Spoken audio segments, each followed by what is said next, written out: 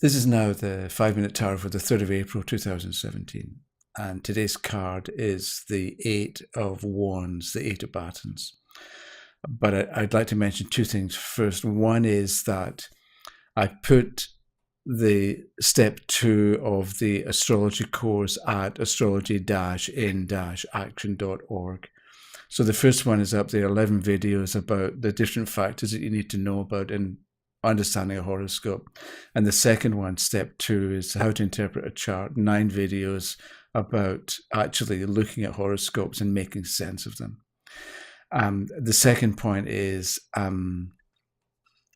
some people left comments, thanks very much, for the 2nd of April. And I'm going to incorporate, I'm not quite sure what I'm going to do with it yet, but I will be doing something. So look out for that. Okay, so today's the 8 of Batoms. And people talk about good cards and bad cards. So the Tower's bad and the Devil's bad. And 3 of Swords is the 10 of Swords. You know, they've got generally good, whereas the 3 of Cups is good because it's celebration. So the 8 of Batoms, I think, falls into the category of a generally good card because it's, I think one of the books says it's arrows reaching their goal.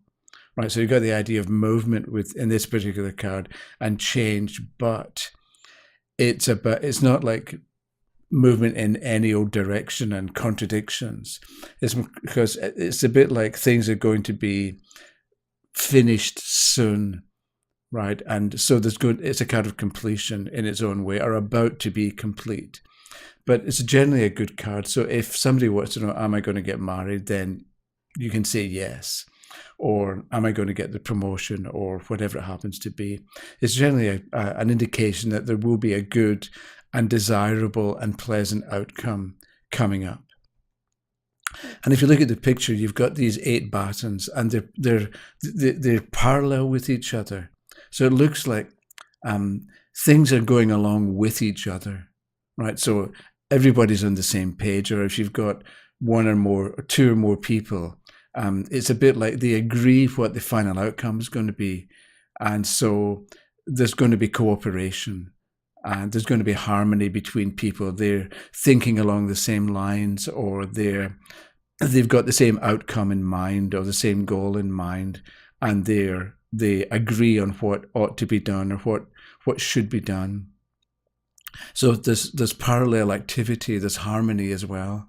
Right, because we've got these 8 Batoms can represent people working together, or people working side by side, right, which is in its own way a good thing.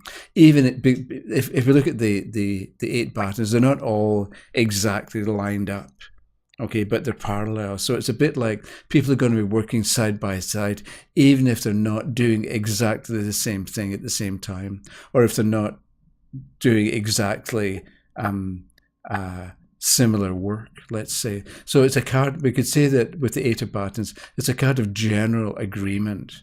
And that's good because then people know basically what direction they're going in and they know what to do. So there's general agreement among different people involved in the question.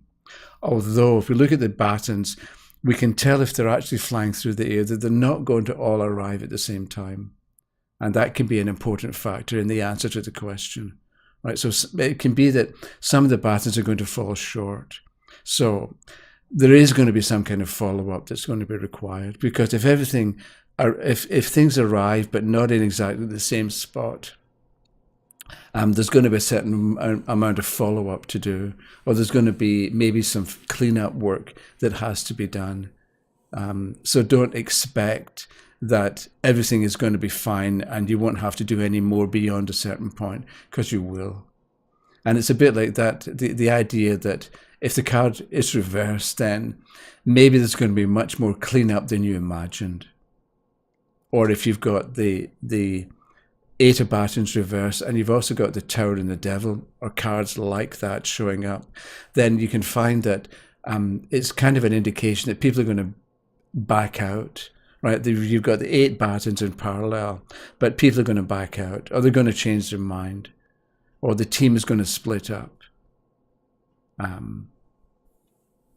There are complications with the 8 of Batoms reversed, especially if you've got cards like the Devil showing up as well. And just one last point. There's 8 of Batoms. There isn't much going on in the picture. So you might think at this point, if we had some numerology, maybe we'd be able to include the meaning of the number 8.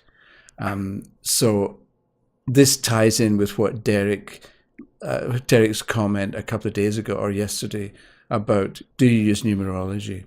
And you can use it, of course, if you want, but I'd like to say that you have to be careful with numbers, and I'll get into this in a bit later.